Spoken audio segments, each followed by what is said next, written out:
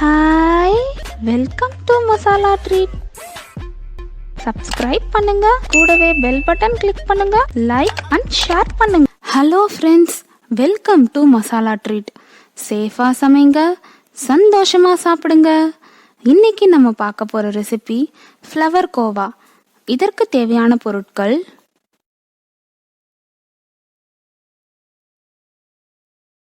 பேன்ல 1 table spoon நெய் சேர்த்துக்கலாம். இந்த நெய் உருகுனதும் இதில் 1/3 கப் பால் சேர்த்துக்கலாம். இந்த பால் காய்ச்சி ஆற வச்ச பால். இது ரெண்டுத்தையும் நல்லா கலந்து விட்டுக்கலாம். பால் கொதிக்க ஆரம்பிச்சிடுச்சு. இப்போ இதில் 200 கிராம் பால் பவுடர் சேர்த்துக்கலாம்.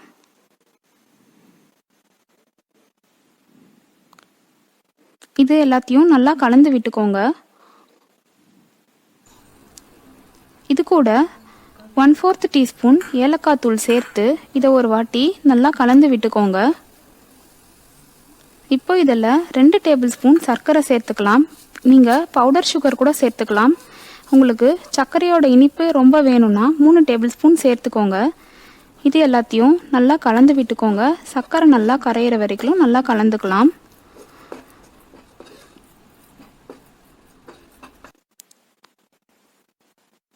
இந்த மாதிரி எல்லாம் ஒன்று சேர்ந்து கலந்த உடனே இதில் கொஞ்சமாக எடுத்து ஒரு கப்பில் போட்டுக்கலாம். அதாவது 1/3 பார்ட் ஒரு கப்லேயும் 2/3 பார்ட்டு இன்னொரு கப்லேயும் போட்டுக்கலாம். இப்போது கொஞ்சமாக எடுத்தோம் இல்லைங்களா, அந்த 1 பார்ட் அதில் க்ரீன் கலர் ஃபுட் கலர் சேர்த்து நம்ம கலந்து விட்டுக்கலாம். இது நல்லா கலந்து விட்டுக்கோங்க. கலர் ஈவனாக எல்லா இடத்துலையும் படுற மாதிரி நல்லா கலந்து விட்டுக்கோங்க.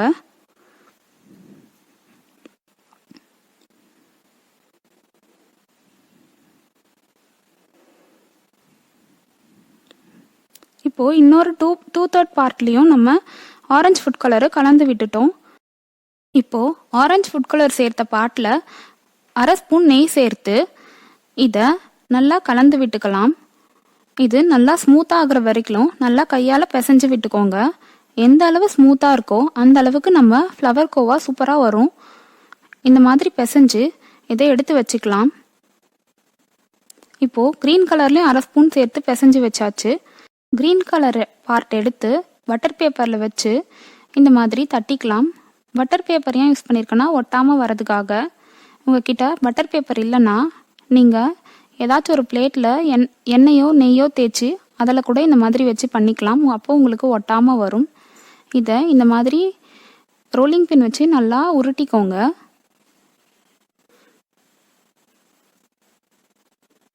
எவ்வளோ மெல்லிசா முடியுமோ அந்தளவு மெல்லிசா உருட்டிக்கோங்க.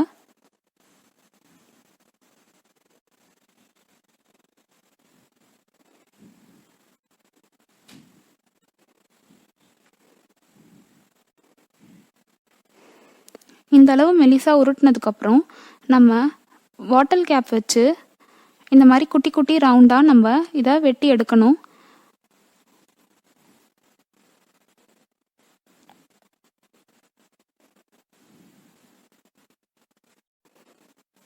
ஒவ்வொன்றா எடுத்துக்கலாம்.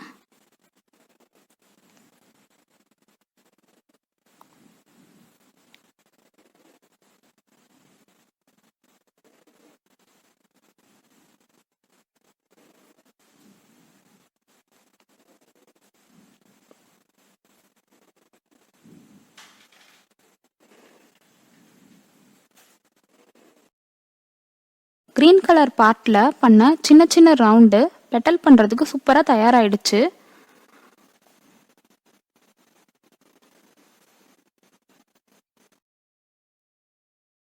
ஆரஞ்சு ரவுண்ட்லேருந்து ஒரு பீஸ் எடுத்து இந்த மாதிரி உருட்டிக்கோங்க.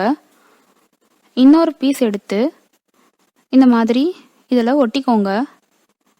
ஒவ்வொரு பீஸாக எடுத்து ஒன்றோட ஒன்று மேலே படுற மாதிரி ஒட்டிக்கோங்க.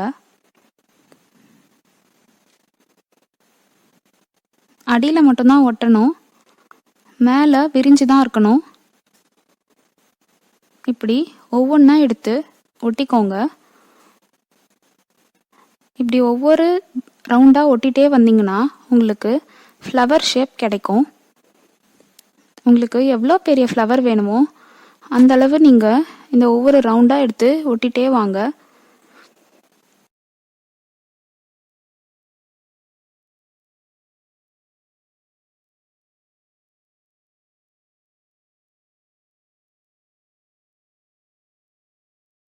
இதுக்கு பெட்டல் செய்ய கிரீன் கலர் பீஸ் எடுத்து இந்த மாதிரி ஒட்டிக்கோங்க.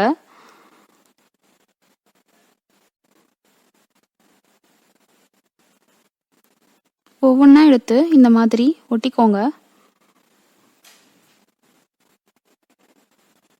இது ஒரு லேயர் ஒட்டினா போதும், நமக்கு பார்க்க பெட்டல் மாதிரியே வந்துடும்.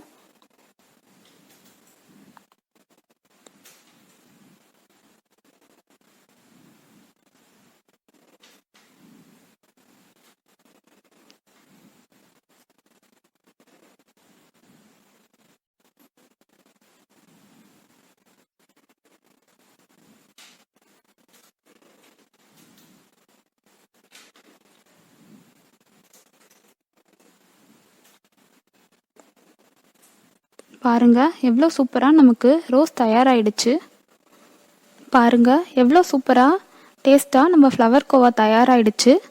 இந்த ரெசிபியை நீங்கள் உங்கள் வீட்டில் செஞ்சு பார்த்துட்டு உங்கள் ஃபீட்பேக்ஸை கமெண்ட் செக்ஷனில் போடுங்க. எங்கள் வீடியோஸ் உங்களுக்கு பிடிச்சிருந்ததுன்னா எங்கள் சேனலை சப்ஸ்கிரைப் பண்ணுங்கள், லைக் பண்ணுங்கள், ஷேர் பண்ணுங்கள். தேங்க்ஸ் ஃபார் வாட்சிங். பாய்.